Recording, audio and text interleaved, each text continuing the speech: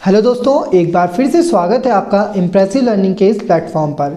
तो हम कवर कर रहे थे उत्तराखंड हिस्ट्री में पवार राजवंश को, जिसमें प्रीवियस लेक्चर में हमने मानसा को जाना था। देखिए, जब हमने बलभद्र शाह को कवर किया था तो हमने बलभद्र शाह में देखा था कि बलभद्र शाह के दो पुत्र थे। एक का नाम था मानशाह और दूसरे का नाम था महपति शाह। ठीक है, तो हमने मानशाह को तो कवर कर लिया था, लेकिन हम आज जो कवर करेंगे वो हम महपति शाह को कवर करेंगे। अब देखो, जब मानशाह की मृत्यु हुई 1611 ईस्वी में, तो 1611 ईस्वी में जो मानशाह के बाद पवार राजवंश का दूसरा शासक बनता है वो होता है श्याम शाह। इसी श्याम शाह के बाद जो अगला शासक बनता है वो होता है महपति शाह। तो सबसे पहले हम श्याम शाह को कवर करेंगे, उसके बाद हम महपति शाह को यहाँ पर जानेंगे। तो श्याम शाह का जो शासनकाल था वो था 1611 ईस्वी से 1631 ईस्वी तक। अब देखो, ये जो श्याम शाह शासक था, ये जो पवार राजवंश का शासक श्याम शाह था, ये पवार राजवंश का 45वां शासक था। तो पवार राजवंश का जो 45वां शासक था वो कौन था? वो था श्याम शाह। ठीक है, 45वां शासक श्याम शाह था। अब जब हमने मानशाह को कवर किया तो मैंने आपको समझाया कि जो मानशाह के बारे में जो हमें जानकारी मिलती है वो हमें the early travels in India से मिलती है। ठीक है, the early travels in India जो पुस्तक थी उससे हमें मानशाह की जानकारी मिलती थी, और ये जो पुस्तक लिखी गई थी फॉस्टर साहब द्वारा लिखी गई थी। लेकिन यहाँ पर जो श्याम शाह की हमें जानकारी मिलती है, जो श्याम शाह के बारे में हमें जानकारी मिलती है वो भी हमें एक पुस्तक से मिलती है जिसका नाम है द अर्ली, मैं लिखते हुए चल रहा हूँ, द अर्ली जेसुएट ट्रेवल्स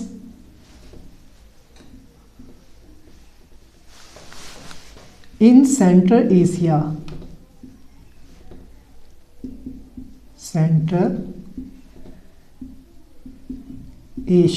ठीक है।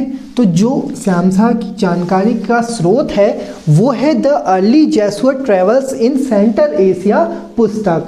अभी मैं इसको आपको ये भी समझाऊंगा कि ये जो पुस्तक है वो किसके द्वारा लिखी गई थी। ठीक है, लेकिन उससे पहले आप ये समझ लीजिए कि श्याम शाह के बारे में जानकारी का जो स्रोत है, पहला स्रोत जो है, ठीक है, जो पहला स्रोत है वो है the early Jesuit travels in central Asia, और दूसरा जो स्रोत है वो है जहांगीरनामा।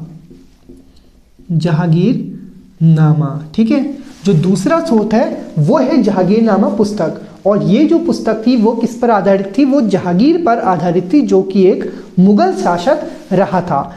अब देखो, इस जहांगीरनामा से हमें यह पता चलता है कि जो श्याम शाह था वो किसके समकालीन था? वो जहांगीर के समकालीन था। ठीक है, तो इसी पुस्तक से हमें यह पता चलता है कि ये जो श्याम शाह था वो जहांगीर के समकालीन था। ठीक है, जहांगीर के समकालीन था। इसी के साथ साथ देखो, यही जहांगीरनामा हमें यह बताती है कि 1621 ईस्वी में श्याम शाह जहांगीर से मुलाकात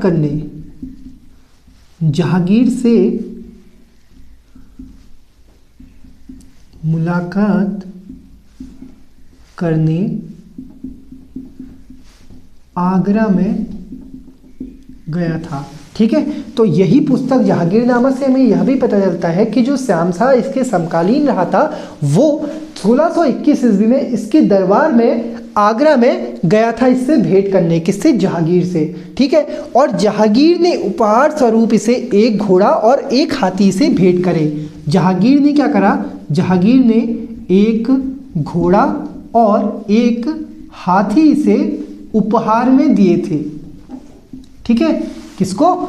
श्याम शाह को उपहार में एक हाथी और एक घोड़ा उपहार में दिए थे। तो आपका क्वेश्चन इस प्रकार से पूछा जा सकता है कि पवार राजवंश का प्रथम शासक वह प्रथम शासक कौन था जो जहांगीर के दरबार में गया था या जहांगीर के दरबार में मुलाकात के लिए गया था, तो उसका आंसर हो जाएगा शहंशाह। साथ ही साथ ये भी पूछ सकता है कि जहांगीर ने घोड़ा व हाथी किसे उपहार स्वरूप दिए थे, तो शहंशाह को ही हाथी व घोड़ा उपहार स्वरूप जहांगीर द्वारा दिए गए थे। इसी के बाद देखो, इसी के बाद 1621 ईस्वी में ही जहांगीर क्या करता है, जहांगीर हरिद्वार की यात्रा पर आता है। ठीक है, हरिद्वार की यात्रा पर आता है। ठीक है, तो हरिद्वार की जो यात्रा की गई जहांगीर द्वारा वो इसी शहंशाह के दरबार में या फिर शहंशाह के शासनकाल में करी गई थी, जिसकी जानकारी हमें जहांगीरनामा से मिलती है। और जो शहंशाह है उसकी जो जानकारी हमें मिलती है उसकी दो पुस्तकों से हमें इसकी जानकारी मिलती है, the early Jesuit travels in central Asia और जहांगीरनामा। ठीक है, जो कि जिससे हमें यह भी पता चलता है कि जहांगीर के समकालीन था। इसी के बाद देखो, इसी के बाद जब शहंशाह शासन कर रहा था तो उसी समय क्या होता है, चंद राजवंश का शासनकाल कुमाऊं क्षेत्र में चल रहा होता है। देखो, गढ़वाल में जो शासन चल रहा है वो पवार राजवंश के शासक शहंशाह का चल रहा है, और जो कुमाऊं में शासक है, कुमाऊं में जो शासन चल रहा है वो चंद राजवंश का चल रहा है। और इसी समय चंद राजवंश के शासनकाल में क्या होता है, राजा के लिए राजनीतिक या फिर कूटनीतिक हलचलें उत्पन्न हो जाती हैं। ठीक है, इसी के समय जो शहंशाह था, शहंशाह के शासनकाल में चंदों की जो राजनीतिक हलचलें उत्पन्न हो गई थी। ठीक है, राजनीति हिलने लगी थी। तो होता क्या है, इस समय एक शासक, चंद राजवंश का एक शासक त्रिमल चंद इस शहंशाह के दरबार में शरण लेता है। ठीक, तो यहाँ पर पॉइंट बना के मैं लिख रहा हूँ कि इसी शहंशाह के दरबार में लक्ष्मी चंद के पुत्र त्रिमल चंद ने शरण ली थी। ठीक है, शरण ली थी। तो लक्ष्मीचंद का जो पुत्र त्रिमल चंद था उसने क्या करा था, उसने इस शहंशाह के दरबार में शरण ली थी। अब देखो यहाँ पर होता क्या है, जो अजय रावत हैं, अजय रावत इस बात को कहते हैं कि जो लक्ष्मीचंद का पुत्र त्रिमल चंद था उसने महापति शाह के शासनकाल में शरण ली थी, न कि शहंशाह की। लेकिन जो इसका राइट आंसर है, जो इसने शरण ली थी त्रिमल चंद ने, वो शहंशाह के दरबार में शरण ली थी। हाँ, लेकिन जो त्रिमल चंद था उसको जो राजा बनाने का श्रेय जाता है, जो राजा बनाया, जो राजा के लिए युद्ध करा गया, वो किया था महापति शाह ने। ठीक है, महापति शाह ने। तो जो राजा बनाया था त्रिमल चंद को, वो किसके द्वारा बनाया गया था, वो इस महापति शाह के द्वारा बनाया गया था। महापति शाह ने त्रिमल चंद को राजा बनाने में साथ दिया था। ठीक, लेकिन जो शरण ली थी वो किसके दरबार में ली गई थी, शहंशाह के दरबार में ली गई थी। और इसी के बाद जो अगला शासक रहता है महापति शाह, वो इस त्रिमल चंद को शासक बनाता है, इस त्रिमल चंद को शासक बनाता है, राजा बनाता है चंद राजवंश का। इसी के बाद देखो 1624 ईस्वी में, 1624 ईस्वी में इसके दरबार में दो पुर्तगाली जेसुइट पादरी आते हैं। ठीक है, इसके दरबार में क्या होता है, दो जेसुइट पादरी आते हैं। जो सबसे पहला इसमें पुर्तगाली था उसका नाम था आंतोनिया दे आद्रोदे। आंतोनिया दे आद्रोदे। ठीक है, आंतोनिया दे आद्रोदे जो था वो पहला जेसुइट पादरी था, और दूसरा जो पादरी था उसका नाम था मार्कविच। मार्कविच जो रहा था वो दूसरा पुर्तगाली पादरी रहा था। अब ये जो आंतोनिया दे आद्रोदे था, जो आंतोनिया दे आद्रोदे था, उसी के द्वारा लिखी गई थी the early Jesuit travels in central Asia. ठीक है, the early Jesuit travels in central Asia जो लिखी गई थी वो इस आंतोनिया दे आद्रोदे के द्वारा लिखी गई थी, जो कि एक जेसुइट पादरी था, और 1624 ईस्वी में इस शहंशाह के दरबार में आया था। साथ ही साथ इसी आंतोनिया दे आद्रोदे ने 1626 ईस्वी में साबरंग में एक चर्च की नींव रखी। साबरंग में एक चर्च की नींव रखी थी। तो साबरंग में जो चर्च की नींव रखी गई वो इस आंतोनिया दे आद्रोदे के द्वारा 1626 ईस्वी में रखी गई थी। तो 2 पुर्तगाली किसके शासनकाल में आए थे? इस श्यामशाह के दरबार में आए थे 1624 ईस्वी में। इसी के बाद देखो, इसी के बाद जब ये श्यामशाह शासन कर रहा था, जब इस श्यामशाह का शासन चल रहा था, तो अपने शासनकाल के दौरान इस श्यामशाह ने एक ग्रंथ की रचना करी और उस ग्रंथ का नाम था शिरोमणि ग्रंथ। ठीक है, शिरोमणि ग्रंथ। तो जो शिरोमणि ग्रंथ की रचना करी गई वो किसके द्वारा करी गई? वो श्यामशाह के द्वारा करी गई। अब इसी श्यामशाह के एक राजगुरु भी थे। ठीक है, इसी श्यामशाह के क्या थे? दरबार में एक राजगुरु थे जिसका नाम था, तो श्यामशाह के राजगुरु, इस श्यामशाह के राजगुरु का नाम था शंकर देव जो था वो इस श्यामशाह के राजगुरु का नाम था। अब इसी श्यामशाह के राजगुरु शंकर देव ने वास्तु शिरोमणि ग्रंथ की रचना करी। वास्तु शिरोमणि ग्रंथ की रचना करी। तो वास्तु शिरोमणि ग्रंथ की रचना जो करी गई वो श्यामशाह के राजगुरु शंकर देव के द्वारा करी गई थी, और शिरोमणि ग्रंथ की जो रचना करी वो किसके द्वारा करी गई? शिरोमणि ग्रंथ की रचना करी गई श्यामशाह के द्वारा। ठीक है, इसी के साथ साथ इसने श्रीनगर में इसने श्यामशाही बाग का निर्माण कराया। श्यामशाही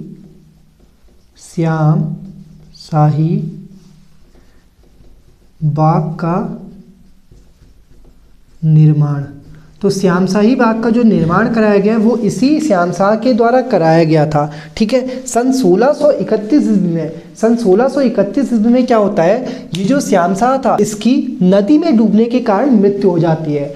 अब देखो, जब इसकी मृत्यु होती है तो इसकी जो पत्नियां होती हैं, इसकी कुल 60 पत्नियां थी, तो इसकी 60 पत्नियां क्या कर लेती हैं? सती हो जाती हैं।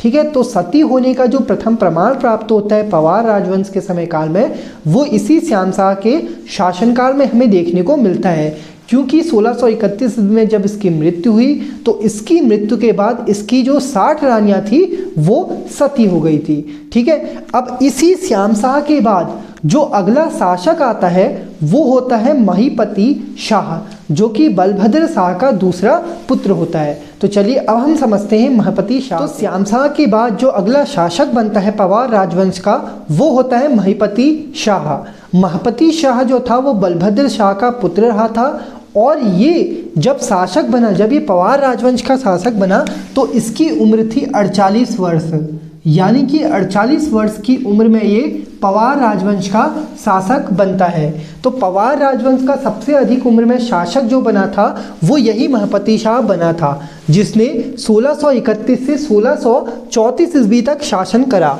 अब देखो, अब जिस समय गढ़वाल में महीपति शाह का शासन चल रहा है, ठीक है, जिस समय गढ़वाल में महीपति शाह का शासन था उस समय कुमाऊं में चंद राजवंश शासन कर रहा है, और चंद राजवंश में उस समय जो शासन कर रहा था वह था त्रिमल चंद।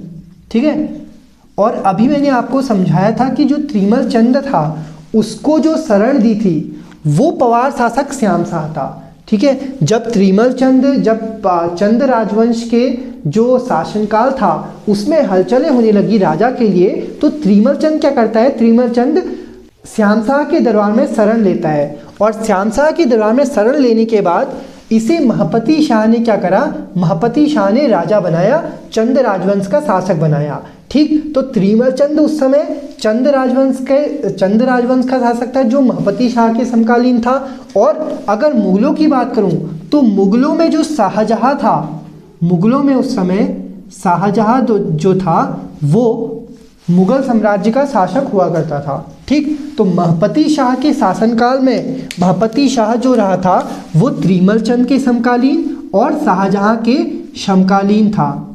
ठीक है, त्रिमल चंद और शाहजहां के समकालीन कौन था? महीपति शाह। महीपति शाह त्रिमल चंद और शाहजहां के समकालीन रहा था। अब देखो, ये जो महीपति शाह था इसने कभी भी शाहजहां की अधीनता को स्वीकार नहीं किया। ठीक है, शाहजहां की कभी भी इसने क्या करी, अधीनता स्वीकार नहीं करी, जिस कारण इतिहासकारों ने इसे अक्खर राजा की उपाधि दी। तो पहली जो उपाधि इसे दी गई वो दी गई अक्खर राजा की। ठीक है, अक्खर राजा की उपाधि दी गई। और अक्खर राजा किसे कहा गया, महपति शाह को कहा गया, क्योंकि इसने कभी भी शाहजहां की अधीनता को स्वीकार नहीं किया। लेकिन जो मौलाराम है, जो प्रसिद्ध चित्रकार मौलाराम है, वो इसे महाभुज दंड प्रचंड की उपाधि देते हैं। तो महाभुज दंड प्रचंड की जो उपाधि दी गई वो किसे दी गई, वो महपति शाह को दी गई। किसके द्वारा, मौलाराम के द्वारा। तो आपका क्वेश्चन इस प्रकार से बनेगा कि मौलाराम ने किस पवार शासक को महाभुज दंड प्रचंड की संज्ञा दी थी। तो उसका आंसर क्या हो जाएगा, महपति शाह उसका आंसर हो जाएगा। और दूसरा यहाँ पर जो एक पॉइंट बन जाता है वो मैं आपको समझाते हुए चलता हूँ कि त्रिमल चंद को जो शासक बनाया था, जो राजा बनाया था, जो चंद राजवंश का राजा बनाया था त्रिमल चंद को, वो इस महपति शाह के द्वारा बनाया गया। और त्रिमल चंद ने किस शासक के या फिर किस पवार शासक के दरबार में शरण ली थी। अगर ये आपका क्वेश्चन बने तो उसका आंसर हो जाएगा श्याम शाह। त्रिमल चंद ने श्याम शाह के दरबार में शरण ली थी और त्रिमल चंद को महपति शाह ने शासक बनाया, महपति शाह ने चंद राजवंश का शासक बनाया।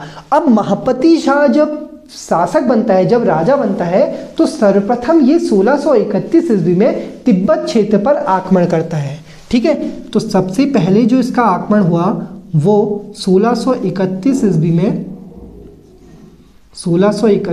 में तिब्बत या फिर दापा क्षेत्र पर हुआ था। दापा क्षेत्र पर प्रथम आक्रमण। ठीक है, तो दापा क्षेत्र पर इसका प्रथम सबसे पहला आक्रमण होता है। लेकिन देखो ये जो महपति शाह था, इसने तिब्बत पर कुल 3 आक्रमण करे। तो तिब्बत पर इसने कुल 3 आक्रमण करे। ठीक है, इन तीनों आक्रमणों को मैं आपको यहाँ पर समझाते हुए चलता हूँ। तो देखो जो सबसे पहला इसका आक्रमण था वो हुआ था 1631 ईस्वी में। पहला जो आक्रमण इसके द्वारा करा गया वो 1631 ईस्वी में करा गया। अब ये जो पहला आक्रमण था, इस आक्रमण में जो इसका सेनापति रहा था, इस आक्रमण में जो इसका सेनापति रहा था वो रहा था लोदी रिखोला। ठीक है, लोदी रिखोला इसमें इसका सबसे पहला सेनापति रहा था। तो पहला जब आक्रमण इसने दापा या फिर तिब्बत क्षेत्र पर करा तो वो उस आक्रमण में विजय रहा, यानी कि महपति शाह इस आक्रमण में विजय रहा। और इसने क्या करा, इसने बर्तवाल भाइयों को यहाँ का सिंहासन सौंप दिया, यानी कि जो राजकाज था वो किसे सौंप दिया, वो बर्तवाल भाइयों को सौंप दिया। ठीक है, जो बर्तवाल बंधु थे उन बर्तवाल बंधुओं को इसने वहाँ का राजकाज सौंप दिया।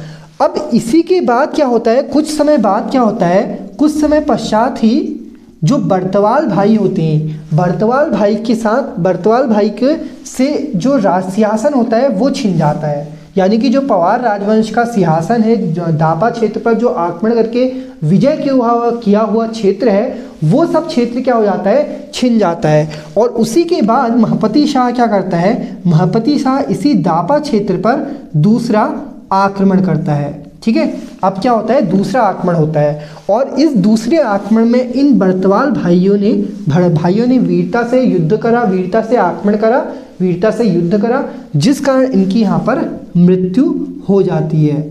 तो बर्तवाल भाइयों की जो मृत्यु हुई थी वो दापा क्षेत्र पर दूसरे आक्रमण में हुई थी। इसके बाद देखो यहाँ पर फिर तीसरा आक्रमण जो होता है, इस तीसरे आक्रमण में, तीसरा जो आक्रमण था, इस तीसरे आक्रमण में जो यहाँ का सेनापति रहता है, इस दापा क्षेत्र पर महपति शाह का जो सेनापति होता है वो होता है माधो सिंह भंडारी। ठीक है, तीसरे जो आक्रमण था उस पर जो सेनापति था वो था माधो सिंह भंडारी। ठीक है, जो क्या था, तीसरा सेनापति था। अब तीसरे आक्रमण में जो माधव सिंह भंडारी था वो भी वीरता का प्रदर्शन करता है और इस आक्रमण को विजय कर लेता है। यानी कि कुल तीन आक्रमण महपति शाह के द्वारा लड़े गए दापा क्षेत्र में और वीरता से लड़े गए। हालांकि 2 आक्रमण में इसकी विजय भी हुई थी, जिसमें इसका जो बरतवाल भाई थे, जो पहला आक्रमण था, पहले आक्रमण के बाद जो दूसरा आक्रमण हुआ, उस दूसरे आक्रमण में इस बरतवाल भाइयों की या बरतवाल बंधुओं की मृत्यु हो जाती है और तीसरे आक्रमण में इसका जो सेनापति रहता है वो माधव सिंह भंडारी रहता है। तो हमें यहाँ पर ये पता चलता है कि इसका जो पहला सेनापति था वो लोदी रिखोला था और दूसरा जो सेनापति था वो था माधव सिंह भंडारी।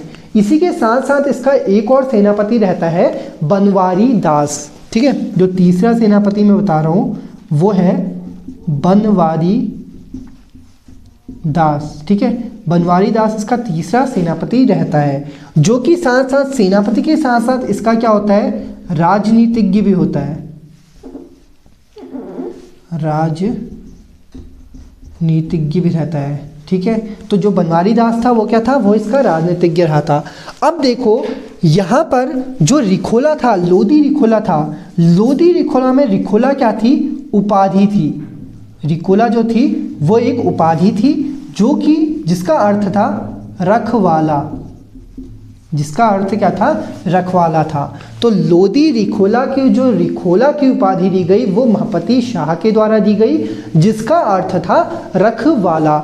इसी के साथ साथ क्या था, देखो जो माधव सिंह भंडारी था, माधव सिंह भंडारी, बरतवाल भाइयों की मृत्यु और लोदी रिखोला, इन तीनों ने ही प्रथम आक्रमण, द्वितीय आक्रमण और तीसरे आक्रमण में वीरता का प्रदर्शन किया था। ठीक, इन तीनों आक्रमण लड़ने के कारण, तीनों दापा क्षेत्र में लगातार युद्ध करने के कारण इसे गर्वभंजक की उपाधि दी जाती है। गर्वभंजक की उपाधि दी जाती है। तो जो गर्वभंजक की उपाधि दी गई वो किसे दी गई, वो इस महपति शाह को दी गई थी। अब देखो जब ये दापा क्षेत्र पर आक्रमण कर रहा होता है, दापा क्षेत्र पर युद्ध कर रहा होता है, उस दौरान इसके साथ एक घटना होती है। होता क्या है, जब ये महपति शाह दापा क्षेत्र पर आक्रमण करता है तो उस समय इसके द्वारा नागा साधुओं की हत्या हो जाती है। ठीक है, जब नागा साधुओं की इसके द्वारा हत्या हो जाती है तो प्रायश्चित के लिए ऋषिकेश में भरत जी के मंदिर जाता है। ठीक, अब जब ये भरत जी के मंदिर में जाता है तो इसे लगता है कि जो भरत जी की मूर्ति है वो इसे अर्थपूर्ण दृष्टि से देख रही है। इसे लगता है कि जो मूर्ति है वो क्या कर रही है, वो इसे घूर रही है। तो ये क्या करता है, ये उस मूर्ति में से आंखों को निकाल देता है। ठीक है, भरत जी की मूर्ति से आंखों को निकाल देता है। अब देखो, अब इसे समझ में आता है कि जो इससे क्या हुआ है, इससे और बड़ा पाप हो गया है। एक तो नागा साधुओं की हत्या हुई, उसको प्रायश्चित करने के लिए भरत जी के मंदिर गया और भरत जी के मंदिर जाने पर इसने वहाँ भरत जी की आंखें निकाल दी, तो उससे भी बड़ा पाप इसका भरत जी के मंदिर में हो जाता है। अब इसी के प्रायश्चित के लिए, प्रायश्चित का मार्ग खोजने के लिए ये अपने पुरोहित के पास जाता है। पुरोहित इसको बताता है कि तुम युद्ध में वीरता से वीरगति को प्राप्त हो, यही तुम्हारा सबसे बड़ा प्रायश्चित होगा। तो अपने अंतिम दिनों में ये क्या करता है, अपने अंतिम दिनों में ये जबरदस्ती त्रिमल चंद से युद्ध करता है। ठीक है, त्रिमल चंद से क्या करता है, जबरदस्ती युद्ध करता है। और 1634 में त्रिमल चंद के बीच और इसी महपति शाह के बीच एक युद्ध होता है। 1634 ईस्वी में क्या होता है, त्रिमल चंद के बीच, त्रिमल चंद और महिपति शाह के बीच एक युद्ध होता है। ठीक है, एक युद्ध होता है जिसे कहते हैं कोशी का युद्ध। हालांकि शायद ये जो युद्ध हुआ होगा वो कोशी नदी के किनारे हुआ होगा, जिस कारण इस युद्ध को कोसी का युद्ध कहा जाता है। और इसी कोसी के युद्ध में यानी कि 1634 ईस्वी में इस महिपति शाह की मृत्यु हो जाती है। अब देखो, महपति शाह की मृत्यु जो हुई थी वो 1634 ईस्वी में हुई थी। इसी के बाद जो अगला शासक बनता है वो महपति शाह का ही पुत्र पृथ्वीपति शाह बनता है। लेकिन पृथ्वीपति शाह जो होता है वो काफ़ी कम एज का होता है। जिस समय शासक बनता है उस समय इसकी जो उम्र होती है वो काफ़ी छोटी होती है, जिस कारण इसकी माँ का रानी कर्णावती इसकी संरक्षिका बनती है और इसे राजा बनाती है। लेकिन देखो यहाँ पर जो पृथ्वीपति शाह था वो महपति शाह का पुत्र रहा था और महपति शाह के द्वारा एक प्रथा भी चलाई गई। महपति शाह ने एक प्रथा भी चलाई इस दापा क्षेत्र पर युद्ध के बाद, और वो प्रथा थी रोटी सूची प्रथा। रोटी सूची प्रथा। अब रोटी सूची प्रथा में इस सूची का अर्थ था पवित्र से, ठीक है, जो सूची का अर्थ था वो था पवित्र से। अब यहाँ पर रोटी सूची प्रथा क्या थी इसको मैं समझाते हुए चलता हूँ। देखो जब हमने चंद राजवंश को कवर किया था तो हमने देखा था कि जो चंद राजवंश में हमने सरोला ब्राह्मण प्रथा सुनी थी। लेकिन सरोला ब्राह्मण प्रथा क्या थी? सरोला ब्राह्मण प्रथा में जो खाना बनाने के लिए राजा के परिवार के लिए जो खाना बनाने का कार्य करता था वो उच्च कुल का ब्राह्मण के द्वारा ही करा जाता था। लेकिन यहाँ पर जब महपति शाह ने रोटी सूची प्रथा चलाई तो सूची में इसका अर्थ था पवित्र से, यानी कि रोटी को पवित्र माना जाता था और उसको किसी भी कुल का किसी भी वर्ग का व्यक्ति बना सकता था। तो यही थी रोटी सूची प्रथा, यानी कि रोटी सूची प्रथा के अंतर्गत जो कोई भी वर्ग का उच्च कुल के ब्राह्मण को छोड़कर किसी भी वर्ग का व्यक्ति राजा के परिवार के लिए खाना बना सकता था। ठीक है, ये क्या था? रोटी सूची प्रथा थी। और ये किसके द्वारा चलाई गई थी? महपति शाह के द्वारा रोटी सूची प्रथा चलाई गई थी। अब इसी महपति शाह की मृत्यु के बाद जो अगला शासक बनता है वो होता है पृथ्वीपति शाह, जिसे हम अपने अगले लेक्चर में अगले पार्ट में कवर करेंगे। तो आज के लेक्चर में हमने श्याम शाह को कवर किया, साथ साथ जो हमने बलभद्र शाह का पुत्र था महपति शाह उसे भी कवर किया। तो मिलते हैं नेक्स्ट लेक्चर में, तब तक के लिए धन्यवाद।